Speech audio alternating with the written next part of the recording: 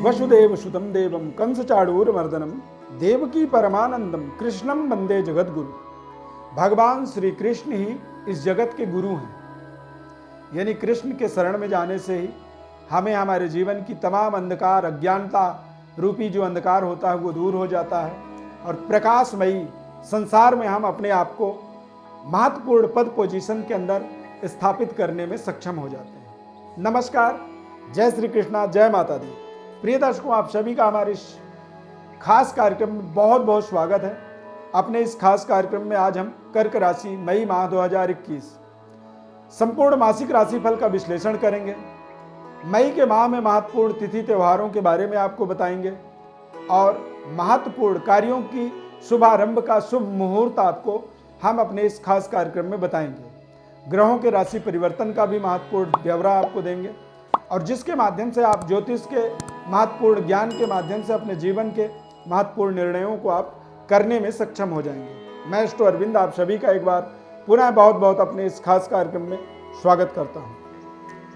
कर्क राशि वाले जातकों के जीवन में यदि गोचर ग्रह स्थिति को देखेंगे तो पंचम भाव में केतु ग्रह की युति बन रहा है।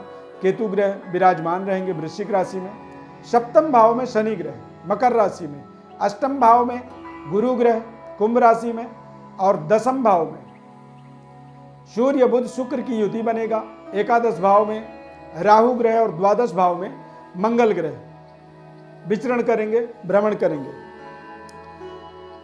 7 मई 2021 को बरूथनी एकादशी, 11 मई को वैशाख कृष्ण अमावस्या तिथि होगा, 14 मई को अक्षय तृतीया, 22 मई को मोहिनी एकादशी और 26 मई को वैशाख पूर्णिमा का त्योहार तिथि रहने वाला है।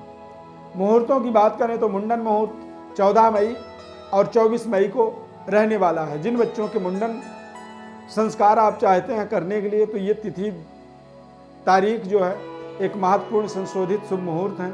उपनयन संस्कार यदि आप अपने बच्चे का करना चाहते हैं तो 14 मई, 13 मई, 16, 21 और 30 मई ये महत्वपूर्ण संशोधित शुभ मुहूर्त हैं उपनयन संस्कार के लिए। गृह प्रवेश के लिए 7, 8, 21, 22, 12 और 15 मई में जो है गृह प्रवेश के नवीन गृह प्रवेश के मुहूर्त बन रहे हैं। और यदि कोई नया कारोबार व्यापार का शुभारंभ आप चाहते हैं इस माह में तो 14, 21, 26 और 30 मई को आपको करना चाहिए। 2 मई को बुध ग्रह मेष राशि से वृषभ राशि में जाएंगे। 5 मई को शुक्र ग्रह वृषभ राशि में जाएंगे मेष राशि से। 15 मई को सूर्य ग्रह मेष राशि से वृषभ राशि में जाएंगे। और यदि गोचर ग्रह स्थिति की बात करें या फिर कर्क राशि वाले जातकों के लिए मई के माह का एक फलादेश देखेंगे तो निश्चित रूप से राहु और केतु का 5-11 में अपना एक विशेष अधिपत्य बना हुआ है। इनका प्लेसमेंट है। पंचम में केतु का होना कहीं ना कहीं ये थोड़े से कर्क राशि वाले जातकों के जीवन में संतान पक्ष में संतान के तरफ से कहीं ना कहीं कुछ ऐसी चिंताएं, कुछ ऐसी मानसिक परेशानियों का एक तरह से कह सकते हैं कि जन्मदाता बने हुए हैं, समस्याओं का कारण बने हुए हैं। शनि हालांकि सप्तम भाव में विराजमान है तो सप्तम भाव जन्म पत्रिका या जन्म राशि के आधार पर देखेंगे तो निश्चित रूप से कर्क राशि वाले जातकों के लिए एक बेहतर व्यापारिक व्यवस्था, जीवन साथी का एक बेहतर सपोर्ट आपको मिलेगा पूरे माह में। और कुछ नए कारोबार व्यापार का शुभारंभ भी करने का यहाँ पर आपको अवसर मिल सकता है। अविवाहित हैं तो विवाह से संबंधित आपको महत्वपूर्ण डिसीजन करने का सहयोग मिलेगा। ध्यान रखें कि व्यापार में या विवाह में कोई भी आपको जीवन में सफलता मिलेगी। इस समय में आपको एक बुजुर्ग इंसान, उम्र दराज व्यक्ति आपको आपके जीवन में महत्वपूर्ण सलाह सहयोग प्रदान करेंगे। बृहस्पति ग्रह जो है कुंभ राशि में अष्टम भाव में विचरण करेंगे। भाग्य के स्वामी होने के नाते अष्टम में जब जाते हैं तो ऐसी स्थिति में कर्क राशि वाले जातकों के लिए अपने पराक्रम का, अपने आत्मबल का और अपने मेहनत का आपको फल प्राप्त करना है। इस पूरे माह मई के माह में यदि आप भाग्य के सहारे अपने जीवन को आगे बढ़ाने की कोई योजना बना रहे हैं तो आप भूल जाएं, भाग्य का आपको सहयोग नहीं मिल पाएगा। हालांकि पारिवारिक वातावरण आपका बेहद मधुर रहेगा। रुके हुए धनों की आपको प्राप्ति होगी। और बेहतर व्यवस्थाओं को करने के लिए आप देश विदेश यात्राओं का भी लाभ ले पाएंगे। मंगल ग्रह द्वादश भाव में रहेंगे तो ऐसी स्थिति में कर्क राशि वाले जातकों के लिए प्रेम संबंध में तनाव युक्त वातावरण बन सकता है, या फिर मंगल द्वादश में होने से कई बार पारिवारिक जीवन में भी बेवजह कुछ ऐसी महत्वपूर्ण कार्य हो जाते हैं, या फिर कुछ जीवन के महत्वपूर्ण कार्यों को पूर्ण करने के लिए आप अपने जीवन साथी के साथ अलग हो जाते हैं, दूरी बन जाती है। मंगल द्वादश भाव में मांगलिक दोष बना देते हैं, और यदि किसी व्यक्ति के जन्म पत्रिका में जब मंगल मांगलिक दोष बनाता है तो इसीलिए विवाह के समय में मांगलिक दोषों का एक विशेष निराकरण करने की व्यक्ति कोशिश करता है। तो ये समय एक कह सकते हैं मांगलिक दोष युक्त समय है, पूरे माह बना रहेगा, और ऐसे समय में आपसी तालमेल को बनाए रखना ही आपका एक महत्वपूर्ण जिम्मेदारी होता है। छोटी सी गलती की भी कोई गुंजाइश नहीं होती है। यदि आपने कोई गलती की तो वो गलती आपके लिए बेहद हानिकारक हो सकता है, रिश्तों में तल्ख पैदा करता है, रिश्तों में दरार पैदा कर देता है, और आपके बने हुए रिश्ते, बने हुए तालमेल अचानक बिगड़ना शुरू हो जाता है। बेहतर व्यवस्थाओं को करने के लिए आपको शानदार प्रयास करना होगा।